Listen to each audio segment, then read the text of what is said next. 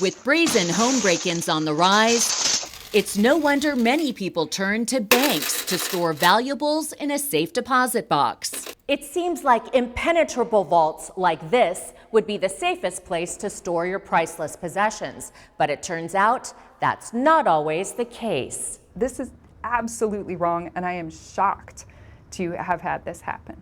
When Jenny Pearsons was looking for a place to store her nest egg, a $25,000 silver collection, and $2,000 in cash, she turned to U.S. private vaults in Beverly Hills. Safe deposit boxes just got a lot safer at U.S. private vaults. My husband researched it, and we went and visited it and did like a little tour. It felt like a reasonable place where you would put something of value to store it. But her worst nightmare came true in 2021 when the FBI raided the facility while investigating U.S. private vaults for money laundering. They seized $86 million in cash and a fortune in precious belongings from more than 1,000 customers, including Jenny. The whole reason that we put this money, that we put these coins and this cash in the safe deposit box in the first place is because we were afraid it might be stolen.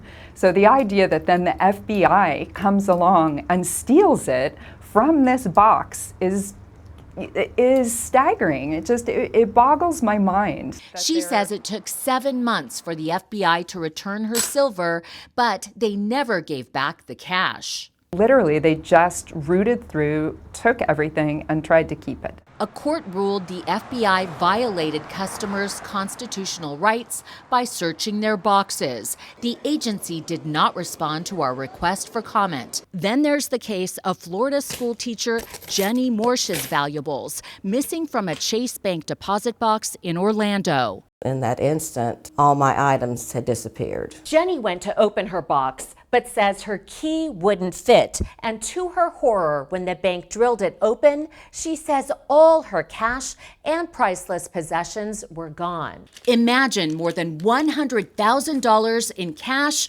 jewelry, and gold coins, poof, gone. Just an empty box. But she says the bank denied losing anything. I knew in my heart I was right, and no matter what I said, they didn't believe me. They were adamant about their records, and I was adamant that they were wrong. Jenny Morsch sued Chase Bank, but the judge dismissed the case. When you're working against a huge corporation like that, and I don't have access to the documents that might lead to them realizing that what I'm saying is true, it was once again devastating. But then, 3 years later, something remarkable happened.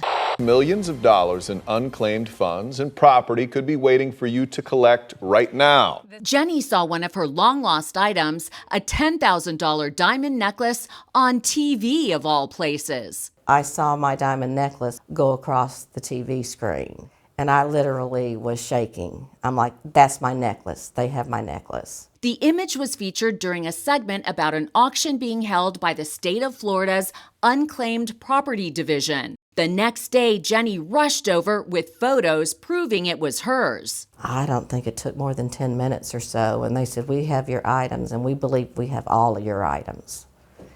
And I just broke down and cried. Jenny was reunited with most of her belongings, but how did they end up there? Documents suggest Chase shipped the items to the state back in 2012, mistaking her box as abandoned. But her attorney, Andres Boregovich, says Chase withheld that information during the lawsuit. It does not take a legal scholar to realize that Chase concealed the truth in order to gain their benefit to win. They duped Jenny Morsch. They duped her legal team. They duped the courts. They're now appealing the case. It's totally unnecessary what they've put me through. And it's still little me against Goliath. Chase denies any wrongdoing. This is a huge consumer protection issue. Do the bank customers understand how safe or unsafe the system really is? When you can't trust the bank behind a locked vault in a safety deposit box, it makes you feel very vulnerable. And needless to say, I don't bank there anymore.